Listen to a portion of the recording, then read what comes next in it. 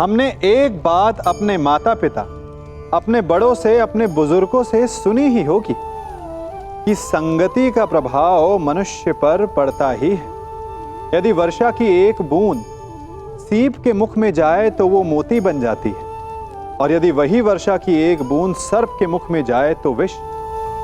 तो क्या यही सत्य है? नहीं। आपने कभी चंदन के वृक्ष को देखा है? उस पर सर्प विचरण करते हैं, विषधर उससे लिपटे रहते हैं, परंतु फिर भी चंदन का वृक्ष विषैला नहीं होता।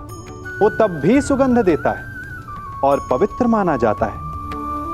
तो इसका रहस्य क्या है कि वर्षा की बूंद पर संगति का प्रभाव पड़ता है और चंदन के वृक्ष पर नहीं? इसका रहस्य है आत्मबल। वर्षा की बूंद वातावरण के अनुसार स्वयं को बदल लेती है, इसीलिए उसकी संगति ही उसका प्रारब्ध बन जाती है। परंतु चंदन का वृक्ष अपना व्यक्तित्व, अपना गुण नहीं खोता। इसीलिए यदि आप में आत्मबल हो, आपका मन दृढ़ हो, तो बुरी से बुरी कुसंगति भी आपका कुछ नहीं बिगाड़ सकती। मैं महाराज धृतराष्ट्र का ज्येष्ठ पुत्र दुर्योधन आपको आपके कर्तव्य से मुक्त करता हूं।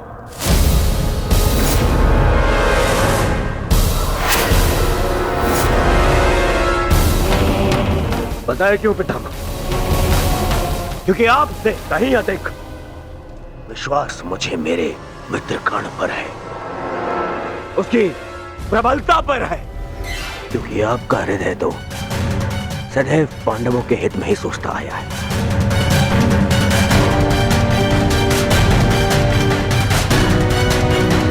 और मैं ऐसे सेनापति को अपनी समस्त सेना का उत्तरदायित्व नहीं दे सकता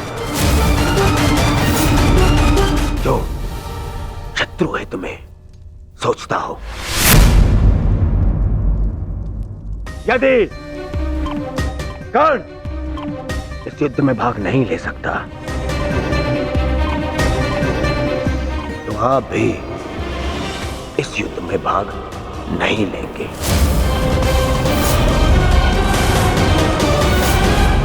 यदि तुम्हारा यह निर्णय है दुर्योधन, तो यही सही।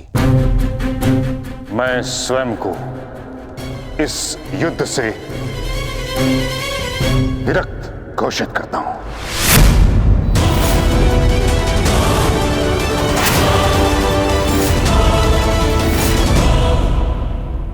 मुझे आपकी आवश्यकता नहीं।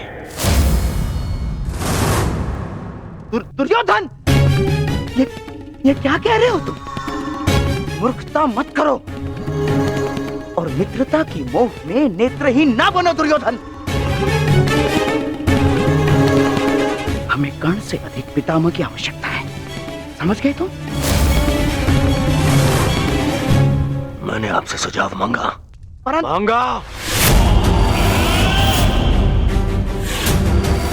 तो जाइए और जाकर अपना स्थान ग्रहण कीजिए। मुझे याद है कि मैं क्या कर रहा हूं। जाइए।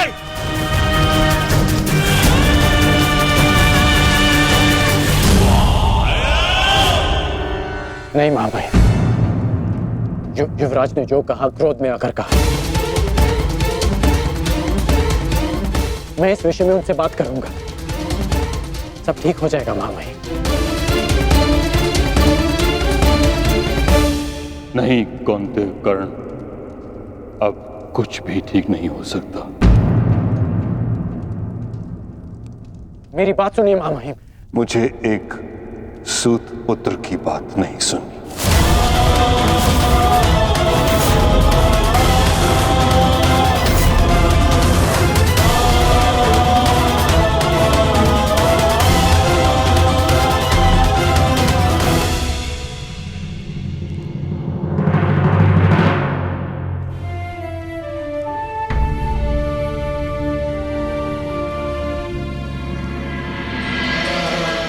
कुरुक्षेत्र में तुम्हारे विरुद्ध खड़ा प्रत्येक योद्धा तुम्हारा शत्रु है पार्थ, जिसका तुम्हें वध करना है।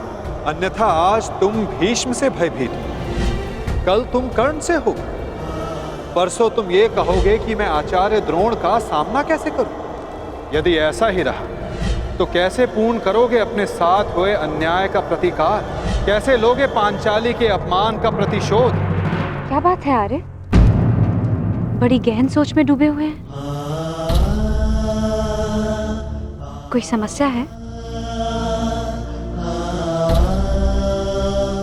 समस्या क्या है मैं नहीं जानता, परंतु एक विचित्र भय की अनुभूति हो रही है मुझे।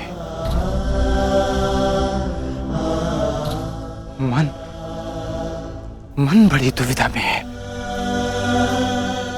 कैसा भय और कैसी अनुभूति?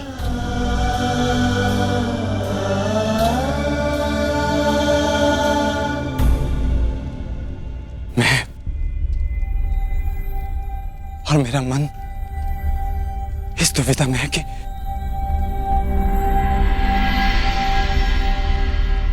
क्या यह युद्ध उचित है? क्या अपनों का वध करना आवश्यक है? मन में संशय है, कहीं हम कोई अनर्थ तो नहीं करने जा रहे? अनर्थ तो उन्होंने किया था आर्य। भूल गए लक्षाग्रह, भूल गए वो द्यूत सभा, भूल गए मेरा चीरहरण करने का प्रयास। वो वनवास, अज्ञातवास स्मरण नहीं आपको? ये अनर्थ नहीं, अपितु इस समय का सबसे अर्थवान कार्य है आर्य।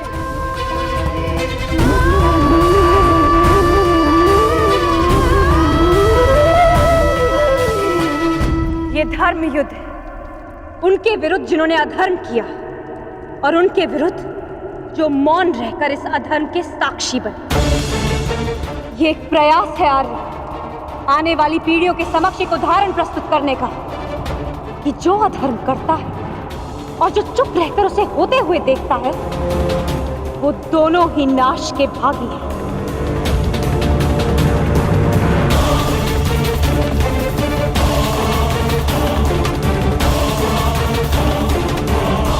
आप अनावश्यक रूप से स्वयं के मन पर बोझ डाल रहे हैं आर्य।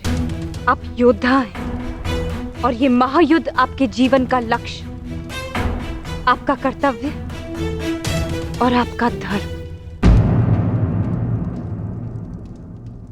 धर्म?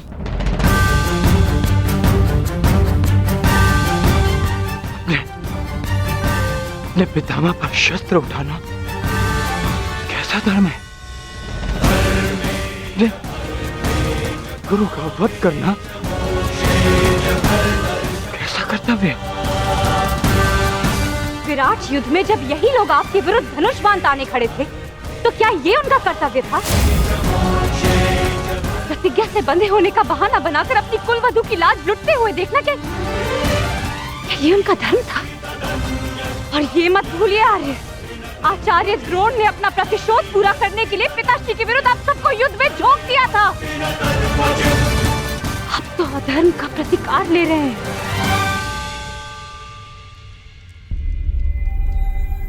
कहीं ऐसा तो नहीं आ रहा कि आपको ऐसा लग रहा है कि जो कुछ भी उन्होंने किया वो धर्म था, उचित था? नहीं पांचाली, नहीं।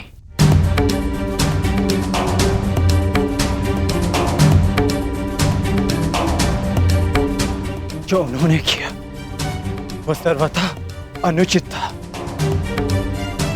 परंतु मन में दुविधा यह है कि जो हम करने जा रहे हैं वो उचित है। यदि हम भी उनकी ही भाषा में उन्हें उत्तर देंगे तो फिर हम में और उनमें क्या अंतर रह जाएगा?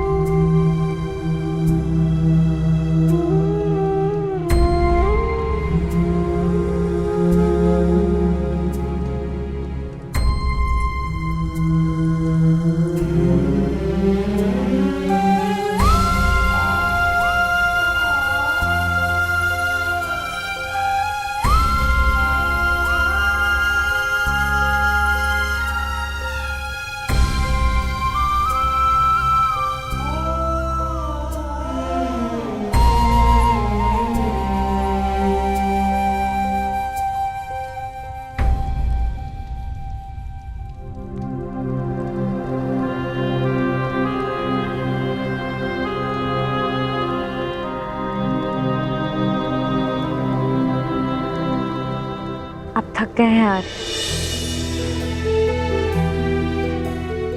विश्राम कीजिए, सो जाए। सो जाऊं? कैसे सो जाऊं पांचाली, जबकि मुझे ज्ञात है कि कल प्रातः मुझे बाण संधान करने हैं जो मेरे परिजनों को मृत्यु की नींद सुला देंगे।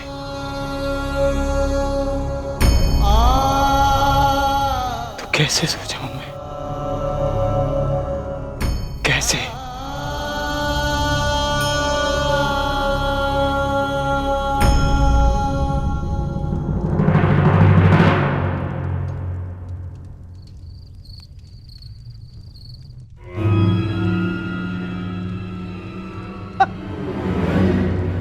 साम दाम दंड भेदेन अस्माकं विजयम निश्चितम। साम दाम दंड भेदेन अस्माकं विजयम निश्चितम। कहाँ है? कैसे होगा? अपनी मित्रता के भावावेश में बहकर तुम बहुत बड़ी भूल कर रहे हो दुर्योधन, बहुत बड़ी भूल। वो अंगराज अब वो कर्ण नहीं रहा जिसे अस्त्र बनाकर तुम पांडवों पर प्रयोग करना चाहते थे ना, जिसकी सारी शक्ति उसके कवच और कुंडल में थी, जो अब नहीं है, जिसके जाते ही कर्ण केवल और केवल मात्र एक साधारण योद्धा और एक साधारण धनुर्धारी रह गया है दुर्योधन। और ऐसे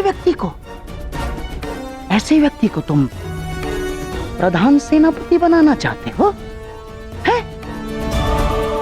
कौरवों की वास्तविक शक्ति इच्छा मृत्यु के वरदानधारी महामहिम भीष्म है, ना कि वो कवचहीन सूत पुत्र कर्ण।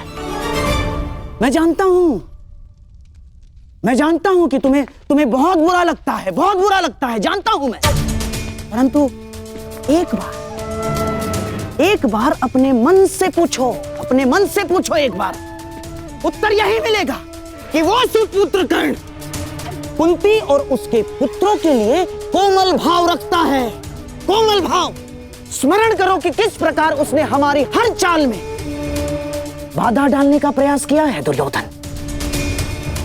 चाहे वो द्युत सभा हो या विराट युद्ध, हाँ, या फिर तुम्हारे जीजा श्री जयद्रथ का अपमान है। कर्ण सदैव उन पांडवों के पक्ष में रहा है, द्रोही है वो। अपने मन को टटोलो दुर्योधन, उत्तर मिल जाएगा तुम्हें। विश्वासघाती है तुम्हारा मित्र कर्ण, विश्वासघाती।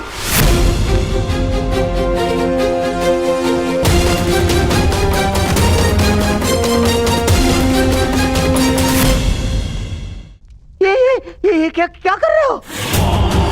कुछ नहीं,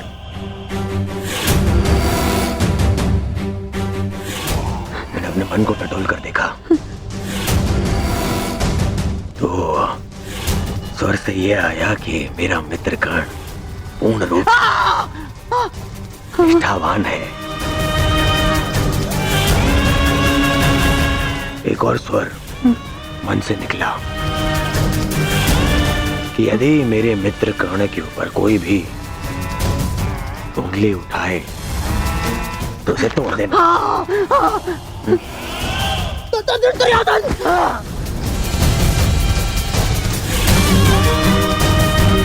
केवल इसलिए कि आप मेरे मामा श्री हैं, बार बार मेरे धैर्य की परीक्षा लेने का अधिकार नहीं मिल जाता। भविष्य में स्मरण रखना, जब मैंने अपने संबंधियों को क्षमा नहीं किया, उन्हें 5 गांव ना देकर इस महायुद्ध का आह्वान कर दिया, तो आपका नाश करने में मुझे एक क्षण भी नहीं लगेगा।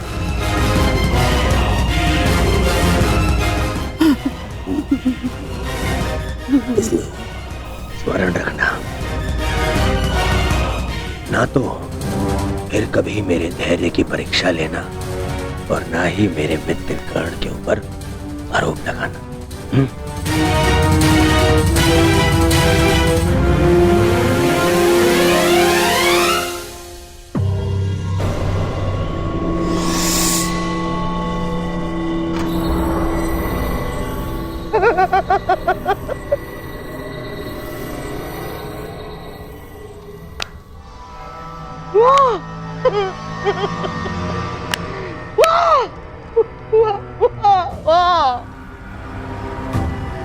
मेरे होने वाले सम्राट, वाह! आज तुमने उस पुत्र के कारण अपने उस मामा का अपमान किया जो अपना सब कुछ त्याग कर तुम्हारे हित के लिए, केवल तुम्हारे हित के लिए अपनी बहन के घर श्वान बनकर बैठा है। तुमने उस मामा का अपमान किया जिसने अपना श्वास, अपना ध्यान, अपनी आस, अपना अभ्यास सब कुछ न्योछावर कर दिया अपने होने वाले सम्राट के लिए। तुमने उस मामा का अपमान किया दुर्योधन, जिसने साम दाम दंड भेद, युक्ति कपट छल कुचक्र षड्यंत्र सबकी पराकाष्ठा कर दी। क्यों? अपने होने वाले सम्राट के लिए है? और तुमने उस मामा का अपमान किया उसके लिए जिसने अपना कवच और कुंडल उन पांडवों को दान में दे दिया। साधु मेरे होने वाले सम्राट, साधु।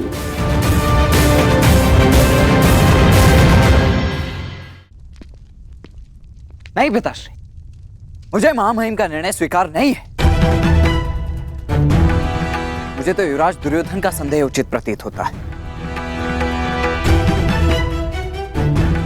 हाँ, अवश्य महामहिम उन पांडवों की सुरक्षा चाहते हैं और वो जानते हैं कि जब तक आप युद्ध में उपस्थित रहेंगे तब तक पांडव सुरक्षित नहीं है।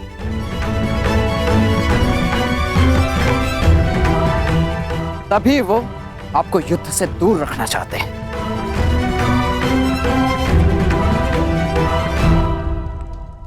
जानता हूं मैं ये बात।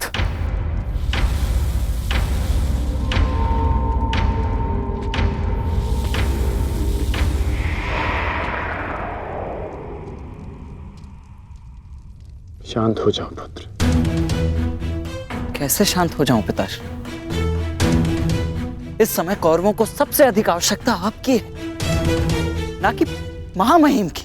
ये एक योद्धा नहीं, एक पुत्र बोल रहा है। युद्ध में योद्धा के बल से अधिक अनुभव का बल काम आता है। गंगा पुत्र भीष्म को ऐसे ही महामहिम नहीं कहा जाता। स्वयं गुरु परशुराम भी उन्हें परास्त नहीं कर पाए थे। आओ मेरे साथ।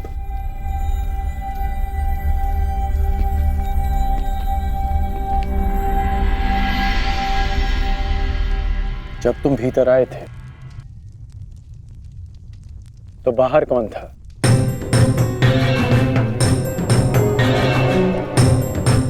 सैनिक थे, सहस्त्रों सैनिक थे। तो बताओ कि वो सारे सैनिक कहां चले गए?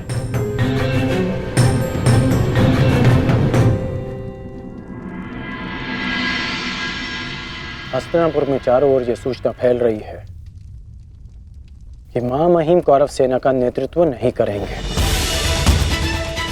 सारे सैनिक अपने अपने सेना नायकों के पास इस बात की पुष्टि करने के लिए गए हैं। और यदि ये निश्चित हो गया कि महामहिम कौरव सेना का नेतृत्व नहीं करेंगे तो युद्ध से पूर्व ही कौरवों का अधिकतम बल युद्ध से विरक्त हो जाएगा। ये सारे सैनिक अपने प्राण हथेली पर लेकर इसलिए लड़ते हैं क्योंकि इन्हें विश्वास है कि उनका सेनापति उनके प्राण व्यर्थ नहीं जाने देगा, कि उनके जीवन के बदले में उन्हें विजय मिलेगी। इसलिए पुत्र, दुर्योधन को मेरे बदले मां महीम को चुनना चाहिए, क्योंकि मां महीम के पास सेना का विश्वास है। तो अब आप क्या करेंगे पिताश्री? एक योद्धा होने के नाते अपने से महान योद्धा का सम्मान और वो कार्य जो मेरे मित्र के हित में होगा